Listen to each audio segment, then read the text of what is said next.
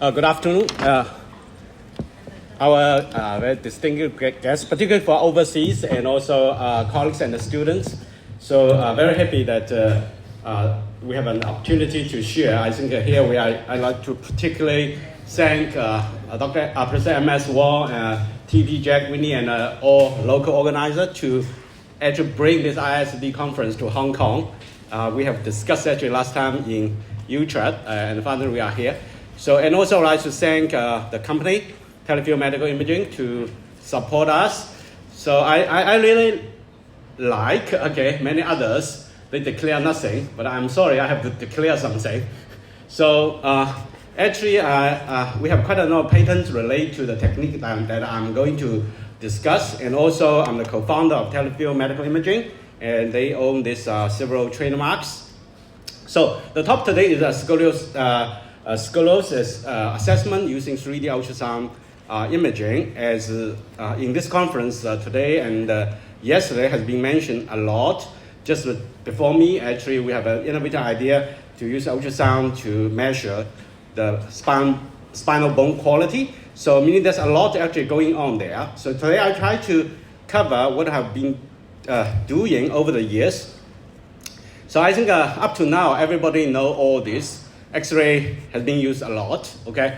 And no matter treat or not treat, as long as we are scoliosis, defined as scoliosis, there's a lot of X-ray. So we know that.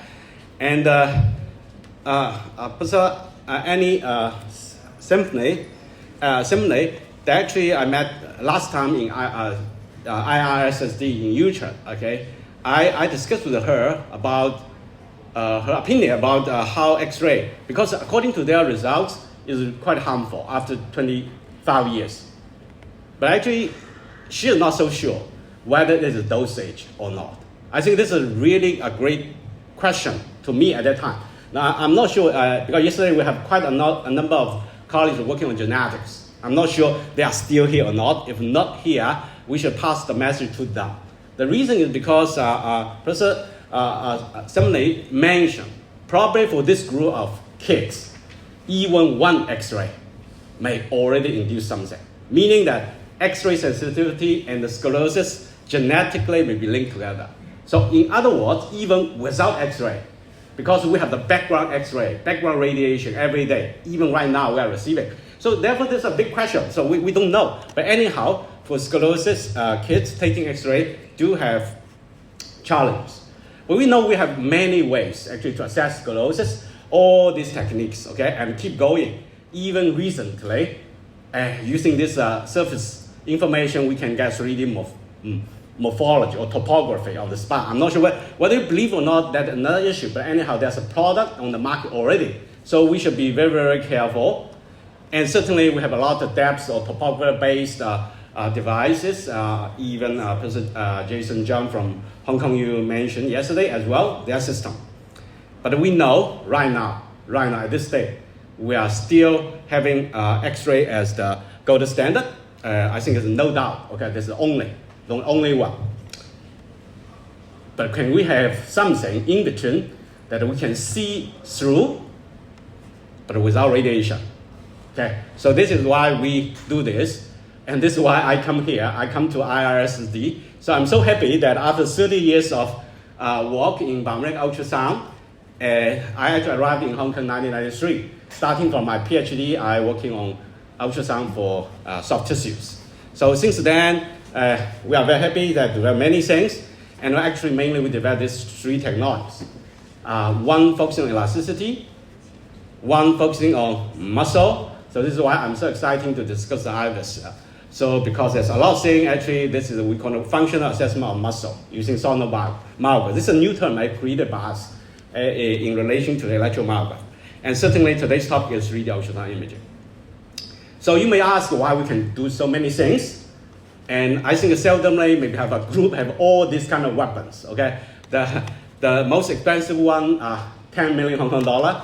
And most cheap one, 5,000 Hong Kong dollar. So we have all kind of devices. Most of them can allow us to have the radio frequency signals, as I just chatted with Edmund, because they are bone method actually using the radio frequency method. Our student may not have time to present all.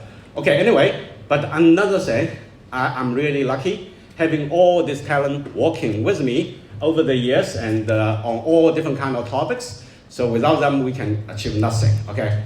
And this actually today, we are a huge group. I worry all these budgets actually every day. So in ultrasound, we already have 3D ultrasound for so many years. The most famous one, popular one is fetus. Everybody know this. Heart, maybe not all of you know that, because the frame rate should be much faster because the heart is beating. So this is why this is a special matrix array, okay, to do the 3D volumetric array measurement. Another not so popular but still a lot of market is the breast cancer screening. How about myself? So actually you can see this is almost starting from my career, 2002. So we start to work 3D ultrasound. At the time, we see all this kind of 3D ultrasound imagings to see whether it's possible to develop some easy to use musculoskeletal 3D ultrasound. So this is a very early work that we have. You can see we scan finger, arm, foot, leg, all the places we scan. But at that time, we have not scanned spine. So I really want to thank a lot of people. Now this first student actually generated a lot of reconstruction method. And now we are going to use that because we are working back to muscle. But during this few years, we do not need that. As Emma knows best, we only need a service, or in our case, shuttle. So I really want to thank, I want to use 1 minute to particularly to pay my attribute to all these people, because without them, I cannot link with scoliosis. First, my colleague, Professor M.S. Wall, because we are in the same department and he has been working with brace for so many years. This is why let me know. For those of you who do not know, we are in the Department of Biomedical Engineering, but we are training process and orthotists, and they are working in hospital. So this is why, because of this very interdisciplinary setting, and other two groups, and before we collaborate with Professor Jack Dan, Professor T.P. Land, and also Michael, Jason, as well as Professor Keith Lowe. I have been collaborating with the two departments so intensively for other things, like cartilage, bone healing, a lot of things using ultrasound as well as. So giving me an opportunity to understand, oh, there's a disease called scoliosis. So this is why we can do this. And later, I know Professor Renee Castling, and we established a lot of collaboration. We do have data analytics. This is from Fudan University, but recent one, we include an expert from Sydney. So all this makes, this slide was made in 2018. When we go together with Professor Jackson for the interview of this grant. And this grant will end by this month. So this is amazing. And finally, I really want to show this. This is how we connected. And this is wave plus curve, okay? So to me, I really think this is a great idea, okay? So they got married, I believe they will never divorce. I would like to thank Edmund particularly. The reason is because in this world, there's only two groups, Edmund's group and my group, okay? In the engineering, working, and we have the determination in some way. I can say both Edmund and me. Okay, so if someday I keep thinking in one day in ISD all the paper, if 50% of paper are using ultrasound, and ISD should give we two an award. Okay, so I would like to thank last time in Utrecht we have all people there, and I'm so happy that Wafa here and many others are here as well. So now I quickly go through the story because you have already heard a lot why ultrasound can measure. So this is a typical V-mode ultrasound, cross-sectional view, and we can see a lot of features, but not 3D definitely, okay? So then with the 3D scanning, meaning that adding the spatial information, 6 axes, X, Y, Z, plus all the rotations. Then you will see that not only we have the curvature, lateral curvature, coronal view, but also the sagittal as well as the rotation. But everything already there, okay? And the data is quite complete, okay, like CT, MRI, but the tricky is we cannot see after the bone because all the ultrasound at that frequency will reflect back. So this is why we need some kind of model. So this is how this company actually evolved, okay, from very beginning, and I guess this is Yan. Maybe you noticed it or not, okay? so we actually have all this kind of progress, and I just want to let you know that doing research is one thing, but to make this device ultimately can be used in clinic is totally another thing, okay? So for me, myself, I really wish this can be a product ultimately can be used by many of us, but for the company, they are struggling every time, every hour. I know that, okay? So this is why they should be supported, okay? So for us, both Emma, myself, that we actually solved the one issue that ultrasound can be used for soft tissue only. But we actually did enough to make it used for bone, okay? Not those bone density measurement, because that has been there for many years, okay? So we basically can image that. Okay, so because of a time limit, I will go through very quick so that you can have some impression, okay? So this is, in the very beginning, we have this real-time scanning and the preview.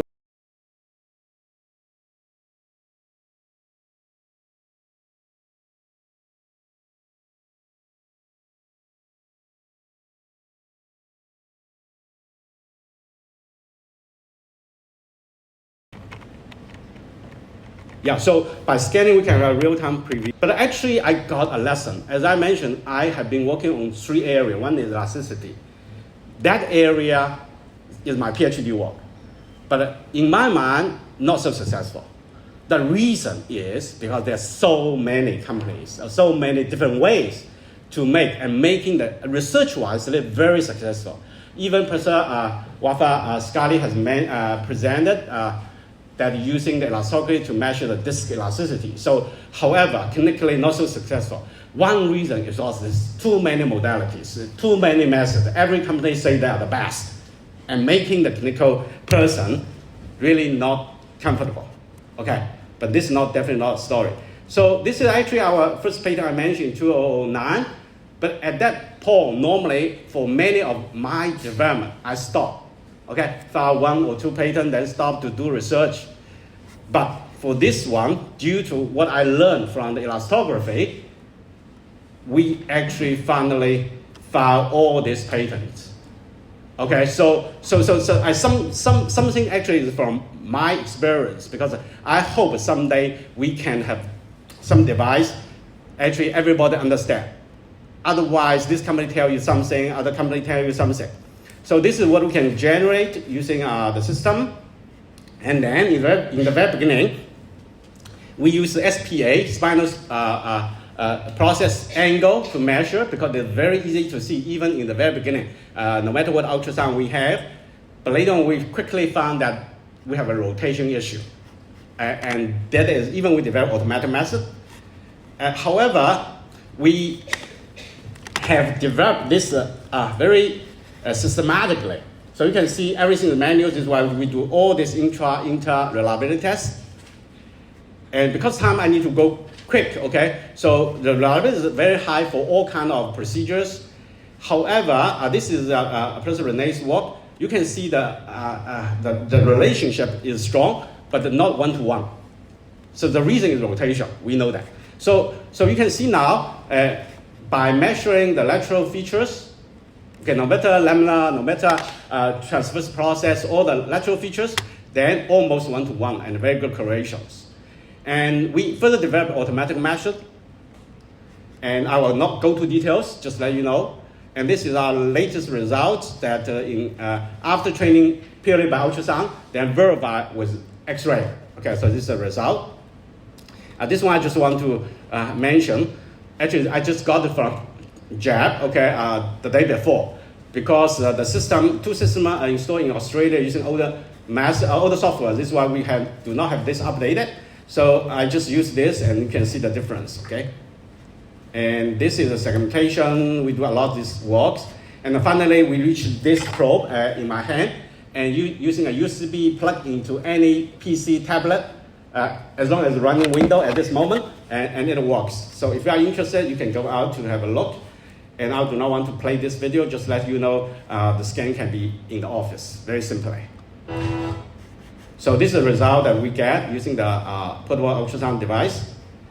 As I earlier mentioned, that everything is 3D, so this is why we can process in 3D, and certainly we can model that. Remember, the virtual body is not imaged by ultrasound. Okay, that is the model. But unfortunately, we have all these tools, particularly with AI.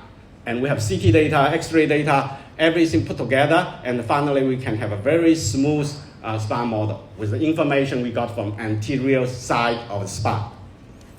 And then there's a lot of, this Kelly has mentioned yesterday about the monitoring.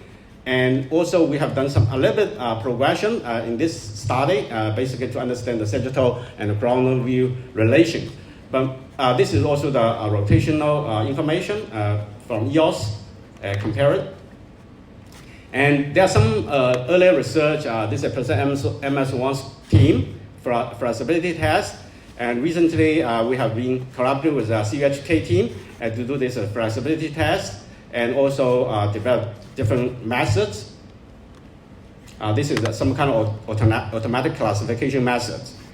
And one most interesting to me is ball bending. And yesterday, actually, we have a lot of debates about this postural deformity and also spinal deformity. So why I'm pretty interested, because S shape, when you fall bend, it can be shaped like this, and even the curve can totally gone, okay, after fall bending. But definitely it was general rotation or ATR, okay? But all this that makes things very interesting, okay? And we are expecting this 5-year project, as I mentioned, this month will end. So we are closely working with Professor T.P. Lang and his team in CUHK to see how we can dig into all these informations and to do the progression. Okay, so this one I already mentioned. This is the first one we tried, but here, because Professor T.P. Lang insists many things we need to be blinded. Okay, so this is up to now, we have not get any X-ray information from CU's group. What we just tested is based on ultrasound. So because we already verified UCA is equivalent to X-ray, so this is why we pretend, okay, or assume they're equivalent. And with this kind of model, we're all approaching to 90% accuracy, okay? But this is just the every 2 times of progression. So there's a lot of work going on. Hope in next IRSSD, or even before that, we can report more information. But certainly things going on, and one of my PhD students actually have developed this very exciting work and totally robot, okay? So you may think this is quite easy, okay, just follow that, but actually no. We need to make a gel there, we need to have enough force, but the force cannot be large, and we need to follow the trace of the spine, and all these things need to be real-time considered. So this is how we are doing. And another exciting thing, yesterday actually, Jason has presented that they can get the X-ray from surface topography. So this leads us to think, why not ours? Because ultrasound has much more 3D information. So this is why we have tried this actually is the real X-ray, this is the generated X-ray. So you can see that they're very similar. But most exciting thing yesterday, I think Winnie, okay, Professor Winnie Jim asked, how about rotation? Then I go back to check and deliberately enlarge this portion for you. This is the original X-ray, and this is the general X-ray. So actually the rotation is there. Okay, so we need to understand why rotation can be general. But for ultrasound, it's natural because everything is there. So for this device, now we can understand everywhere we can use. Follow-up screening, accurate screening, progress prediction we are working on, outcome definitely, and this one is actually very important, real time. So another important thing is a very good research tool regarding 3D ultrasound. Renee's group generate, this is helping X-ray, ultrasound helping EOS. Because in EOS we have different postures. They are curious, what's the difference? So they have demonstrated the sagittal profile will be affected. And here we demonstrate that the coronal angle actually does not change a lot. So this is what we have. And we also verified under different postures, particularly prone and supine, as the spine really change? Okay, yes, now we can understand this much better with larger group of studies, okay? So because we can line down. Now, for the future, so this I really want to present, okay, even my time is almost time up. So this is MS and Edmund has been working for so long, okay, trying to help the brace design, okay. And how about this? I got this from Jeb's company. So do we know, are they really good enough? Can we check that? So hope one day ultrasound can help, okay, meaning that without remove the bracing, okay, so this is our goal. And ever since morning I mentioned the muscle, definitely this is important and we'll do this. And Edmund team has already mentioned bone density, so I think that this will be a hot topic, okay, but I think it's challenging. The reason is because the geometry and also a lot of consideration, because surface information on not only the whole, not exactly bone information. Real-time visual feedback, this is many people are now working on, including our machine in Germany. They are working on this. Just understand we can reconstruct the volume and put the volume together with the skeletal information all together. So because of time I will not play this. And I hope Avis is here. This is something we have done for the abdominal muscle, actually for the volume information. And I do not want to play this, just let you know that the plotter want to go to scan everywhere and in 3D. Okay, so because of time, I just skip this. Thank you so much. I should stop here.